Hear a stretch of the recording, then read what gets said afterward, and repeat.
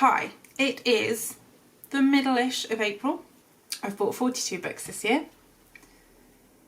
There should be some sort of joke I can make about the meaning of life, because books are the meaning of life, but here we go. I'm going to start with the ones that I have read, because I have not read even a third of them. I've read maybe a quarter of them. I'll tell you a little bit about them and whether or not I liked them, what I rated them, and then I'll move on to the ones I haven't read and I'll just give you a breakdown of what they're about. First off, Juniper and Thorn. So Juniper and Thorn is about three sisters who live with their domineering, abusive father, and Marlinchan, who's the main character, escapes one day to go and see the ballet. And things sort of spiral out of control from there. I did like this one. I gave it 4 stars. I would definitely recommend it if you like fairy tales, if you like darker books, if you like books that give you that sort of righteous vindication against bad people. I would recommend it. My next book that I bought was Dull Bones by Holly Black. I did not read this. At one point, I think it was in March, I decided that I was actively not going to buy any more young adult books because the last 6 or 7 young adult books just haven't been for me. It's a personal decision. I think I've just grown out of them, but I had a couple on my TBR that I had bought because I'd wanted to do a whole sort of Holly Black reading marathon, but it just, I can't enjoy young adult very much anymore. I'm sure there are exceptions to that rule, but Dull Bones was an unhaul before I read it. So it's about 3 children who are sort of lifelong friends, and they play games. They play games specifically with this China doll. Creepy choice, but whatever. And then later on, when they've grown up a bit, one of the children starts having dreams about this doll, and things spiral from there. The Stolen Heir, also by Holly Black. I accidentally ordered 2 of these. I donated one. I did read 1 copy though. I rated it 3 stars. So The Stolen Heir is set in the same world as The Cruel Prince, but a lot later. It follows Oak, who is Jude and Taryn's younger brother, who is very young in the Cruel Prince series. But it follows him all grown up, as well as Surin, who is the daughter of the Queen of Teeth. She's the daughter of the Queen of the Court of Teeth. We do meet her briefly in the Cruel Prince books, but frankly I had forgotten her part altogether until it was brought up in The Stolen Heir. It's good. It sort of half takes place in our world and half takes place in fairyland, and the fairyland bits are just lush with description of creepy creatures and inhospitable environments and the way that things go on from there. I only enjoyed it because it's Holly Black and I really enjoyed the woodland creature aspect of it. If it had been anything else, I wouldn't have been like, that was the one thing that kept me enjoying this book. The next book is White Cat by Holly Black. Again, I was vaguely thinking about doing a Holly Black marathon. This is another one that I did not read and unhauled. It follows Castle, who is part of one of the major crime families, and it deals with sort of magical assassinations and thievery, and sort of it's an young adult urban fantasy. Again, haven't read it, unhauled it. If you like Holly Black, it's probably quite good. Then I bought Locklands by Robert J. Bennett. This is the last book in the Foundry Side trilogy. I have read the other 2. I loved them. I love this one too. It was 5 stars for me. It was the first 5 stars of this year. I can't tell you what the plot's about without spoiling the other 2 books. But if I was going to bullet point some good stuff, a magic system that feels like coding, sarcastic characters all throughout, many heists, and sapphic relationships. Next I bought Odd Magic by Patricia A. McKillip. I bought this to finish off the alphabet challenge from last year. I needed a book title that started with O, so I bought Odd Magic after doing some research because I had never heard of her before, but Patricia A. McKillip is an award-winning fantasy author. It was pretty good. It gave me Howl's Moving Castle vibes, but more so in, oh god, the main city that he goes to, where the the king and the magical advisor live. That sort of vibe. That's the vibe it gave me. But all the characters felt like they had been plucked from a Ghibli movie. It starts by this man who lives in the woods on his own as a sort of hermit, and he works with plants, he works with animals, and he's visited by a strange magician one day and invited to be the gardener at the School of Magic. There is only one School of Magic in this city.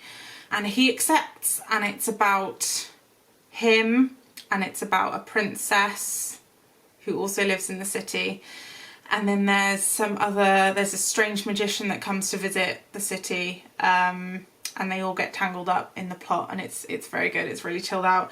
I gave it 4 stars, so I would recommend it if that sounds like your bag. Next, also for the alphabet challenge, I read Yiddish for Pirates, which I had never heard of.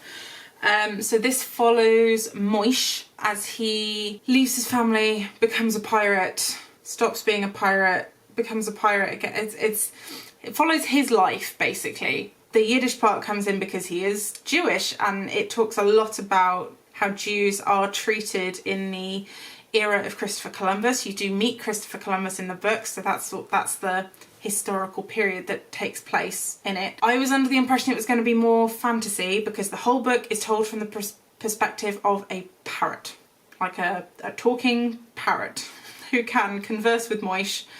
Can't remember if he can talk with anyone else, but he can talk with Moish. But that's the only fantastical element in the whole book. Otherwise, it is just historical fiction. I gave it 3 stars. It wasn't quite what I wanted. It was very men heavy. There weren't a lot of women in the book, but it was fine. If that's the sort of thing you think you'd find interesting, I think it's worth a read. Oh, also written by a poet. And you could tell, like, it all made sense when I read the blurb at the end, the author's note at the end, when it said that he was a poet, because all the writing is very poetic and it's very descriptive, and it's very this. It's very this. Then I picked up 2 random books in a supermarket. So I bought The Witches of Vardo by Anya Bergman, which I'm currently reading. I am currently very much enjoying it. It's a historical fiction / fantasy. So it's set in Norway and surrounding Scandi areas, because there is some travel in the book, and it follows 4 women who end up in the fortress of Vardo and become the Witches of Vardo. I'm only 50 pages in, so I don't know any more than that, but I am enjoying it and would recommend it at this point. The other book I picked up in the supermarket was Spare by Prince Harry because I watched the Netflix documentary and I was interested to see if there was any extras that came out of his book. I DNF'd it, but only because it just felt like it was regurgitating everything I already knew from the Netflix series. So if you're interested in that, it's pretty much the same as far as I'm aware. I read the first sort of 150 pages, but it wasn't good enough for me to want to keep reading on just in case there was more information. I also bought The Coldest Girl in Cold Town by Holly Black. I did start reading this one. It's about a girl who is at a party and she wakes up in the bathtub, comes out, and everyone is dead from a vampire attack. And then some of the vampires are still there, she runs away, she picks up people along the way, and they try to make it to Cold Town, where vampires are a known thing in this world. But if you are a vampire and it is known, you get sent to cold towns, which are locked up towns full of vampires, essentially. Not much is known about them. I DNF'd it, couldn't tell you more than that. Again, if YA is your thing, this is quite well written, but it wasn't for me. Then I bought The Lost Apothecary by Sarah Penner. I did read this one. I gave it 3 stars. So it's a dual timeline situation. So there's one timeline in, I want to say, like Shakespearean era, and then there's the modern day one. In the older timeline, it follows a woman who runs an apothecary that sells poisons to people, women who want to kill their husbands, essentially, and things like that. And then in modern day, it follows a woman. She's American. She's come to London on what was supposed to be their big trip together, her and her husband, but because they've had a fight, she's there on her own. So she ends up getting involved with some mudlarkers, and she finds one of the vials from the apothecary from the older timeline, and things sort of spiral from there. There's a mystery involved. Do check the trigger warnings for this one, because there were a couple that cropped up towards the end that I really wasn't expecting, just because of the vibe of the book. It's a mystery, it's dark, there aren't as many like cool little apothecary vibes as you might expect for a book called The Lost Apothecary, so for that reason I was a little disappointed. It's one of the reasons I gave it 3 stars. Other than that, it's a pretty good book, I would recommend it. The next book I picked up was The Empress of Sultan Fortune by Niveau. I picked this up on Audible just as a quick novella to read. It's a story within a story, so the main character is interviewing someone about something that happened in their life, and I'll be honest, I didn't enjoy it very much. I gave it 3 stars. I think it would have been better if I had read this physically than listened to it, because I wasn't paying attention to the parts that I needed to pay attention to, and given how short it was, I couldn't really tell you what happened to anyone in the book. I got really confused. I picked up Horseradish by Lemony Snicket.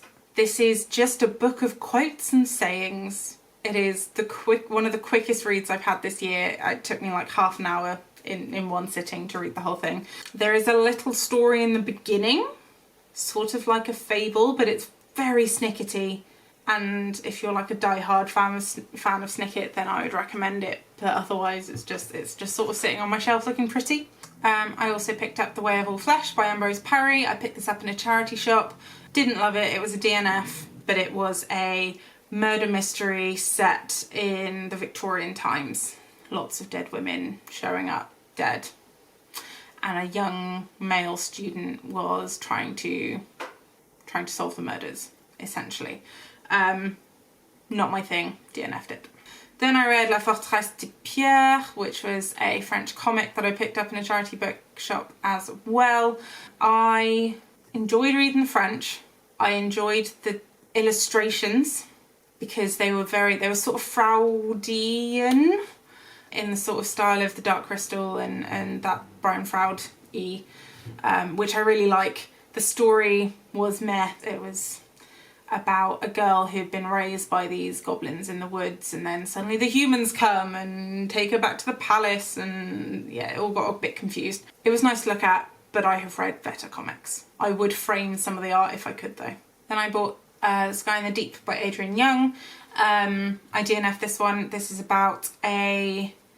Viking inspired, so the main character is a warrior who is fighting with the neighbouring clan like they do every year, and she spots her brother who she believed to be dead, and so she follows him and shit goes down. It falls into a lot of the common YA tropes. I just wasn't very interested, but other than that, it was fine. Those are all the ones I've read or DNF'd, and there are many, many more that I have not read, as depicted in this picture. Yeah, there's quite a few for me to read now, but I did clear all my previous physical TBR, so I don't feel too bad about that. Right, the ones I haven't read. Emily Wilde's Encyclopedia of Fairies. This sounded so Spiderwicky to me that I could not pick it up. It's been a while since I've heard of a book that treats fairies as little cute pink things with wings, rather than I'm gonna kidnap you and torture you in my basement. That's not what they do. I'm gonna kidnap you and make bargains with you that are completely not in your favour. Like that kind of fairy. And it sounded like there was a bit of a grumpy sunshine dynamic going on between the two main characters, so I was excited for that. Also, the cover was very pretty. Any book that has any kind of fantasy creature, particularly like woodland ones, I'm gonna try. So this fell right into my remit. Then I picked up God Killer by Hannah Kaner. So this is set in a world where gods are real and they walk about, and our main character is a god killer, but one day they come across a god that they cannot kill, and things go on from there. The cover on this is gorgeous. Taking the cover and what I know of the plot really gave me Princess Mononoke vibes, so I wanted to see if I was right. essentially. I also picked up The Forgotten Beasts of Elves by Patricia A. McKillop, the same lady who wrote Odd Magic, simply because I enjoyed Odd Magic so much and I came across it in a secondhand bookshop. So it's about a girl called Sybil who lives on Eld Mountain, and her only playmates are the magical creatures that live on this mountain. And at age 16, she is brought a baby to raise. And that's pretty much all the blurb says, but that sounds interesting and cool and quite similar to Odd Magic in the sort of... I get the impression that Patricia A. McKillop quite likes putting lonely people on mountains and having people come and disturb them, and that's an inciting incident I can get behind in a book. Then I picked up Among the Beasts and Briars by Ashley Poston. I'm not gonna lie, I can't really remember what the plot is about. I will look it up for you in a second. The only reason I bought this is because I work in a secondhand bookshop. And this book was staring at me for like 3 of my shifts, and I eventually caved and bought it because it was a really nice hardback. So it's about a main character who lives in a really safe kingdom where there's no famine, there's no disease, there's no war, but she has a curse left over from the time when there was. A new queen is crowned and all the dark stuff comes out of the woodwork and she is forced to flee. And that just sounds intriguing, and apparently she has a fox companion. It does sound like quite... I feel like the term cozy fantasy gets slopped about a bit. It's the type of cozy fantasy where there are actually real stakes. There's just a lot of like animals involved and like woodland cottagecore stuff. Maybe it's a cottagecore fantasy. I don't know. I also picked up A Winter's Promise by Christelle Dabo, mostly because the cover looked like it belonged in the Edge Chronicles, and it's translated from French, and I'm trying to read more translated works this year. That was it, and lots of people said they liked it on the blurb. Again, I picked this one up at the place that I work, so it was sort of staring at me, being a very large book on a very small fantasy shelf that we have. So I saved it. Then I picked up A House with Good Bones. I pre-ordered this because it's by T. Kingfisher and I will attempt to read anything she writes. I don't love all of it, but if it's good, it's really good. So I picked this one up. Then I bought Every Heart a Doorway by Shauna Maguire.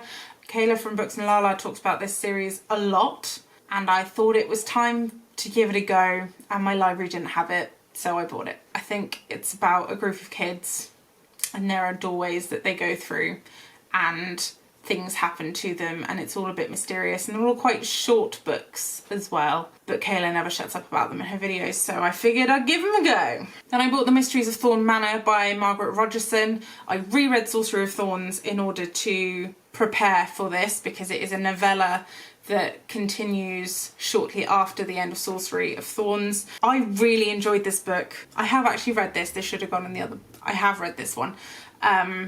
It follows the gang, but the wards on Nathaniel's house have gone mental and won't let them out, so they have to work out what's gone wrong and how to get out of the house. So it's kind of like a haunted house situation, but it's also a very small novella. It does achieve things that are important in this book as well. It's not just one of those novellas that an author cranks out for a little bit of extra cash.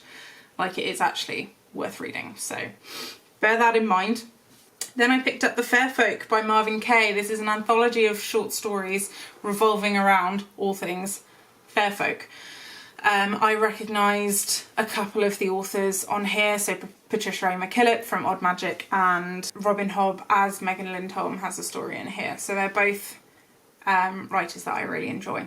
And I don't do anthologies a lot, but given that it's following a theme that I like and it has 2 authors that I quite like in it, I thought I'd give it a go. It's only 6 stories. Then I picked up Black Leopard Red Wolf. This was on my TBR because it has come to my attention that the books I read are predominantly by white people and I am trying to make an effort to amend that. So I was scouring sort of recommendation TikToks and lists and Instagrams and things like that, and that was one of the ones that popped up that looked like I'd actually enjoy it, and it appeared at work, so I bought it because it was cheaper than new and it was staring at me for 4 hours. On the same shift, I also picked up Little Fires Everywhere because I wanted to watch the show and then I didn't. And then the book was in work and it was cheap, so I bought that too. So Little Fires Everywhere is contemporary fiction by Celeste Ng, and it follows two very different families. And then when old family friends of one of the families try to adopt a Chinese American baby, debates spark and the two friends find themselves on different sides of the argument. And that's really all I know. Reese Witherspoon is involved in the show. Then I picked up The Thursday Murder Club by Richard Osman, by Richard Osman, because it sounded funny. I'm really enjoying books that have elderly people as like front and centre, particularly when they're trying to solve murders, which I believe is the premise of the Thursday Murder Club. These people come together on Thursdays and try to solve murders, and this one gets away with them. I know there's a couple of books in the series, and I've heard lots and lots of good things about this, so I'm excited to start it. I also picked up Paper and Blood by Kevin Hearn. This is the second in the Ink and Sigil series. I bloody loved Ink and Sigil, so I wanted to read the next one.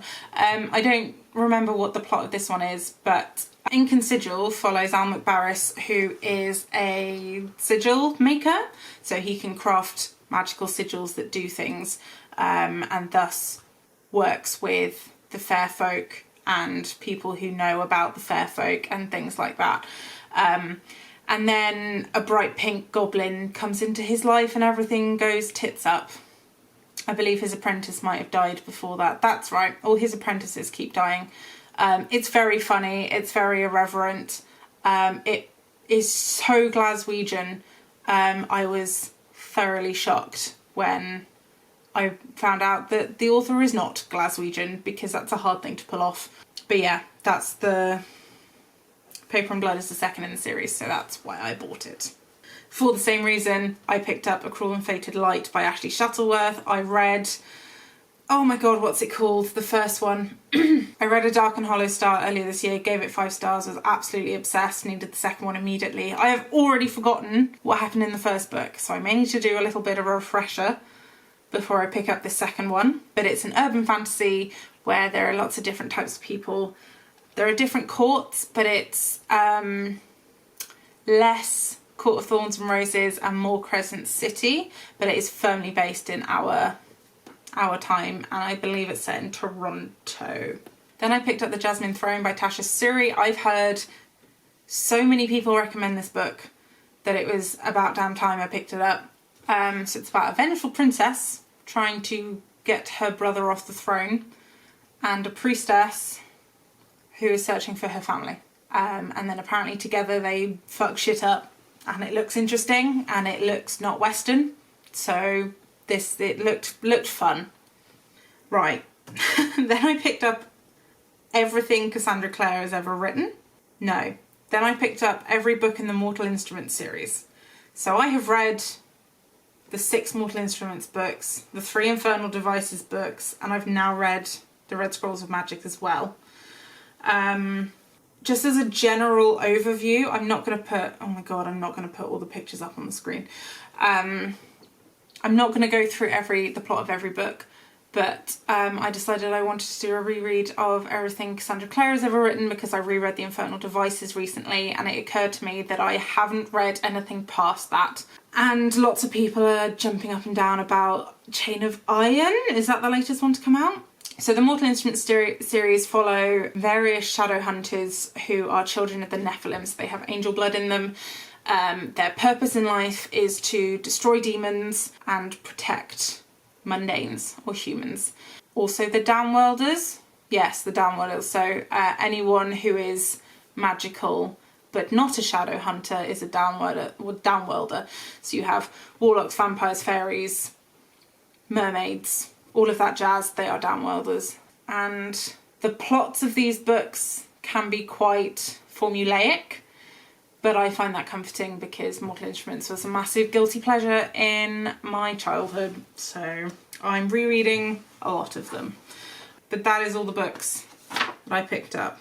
Let me know if you've read any of the ones that I haven't. Let me know if there are any. I'm currently looking for good sci-fi recommendations. I'm a little bit scared of sci-fi, but I have enjoyed some books in my time.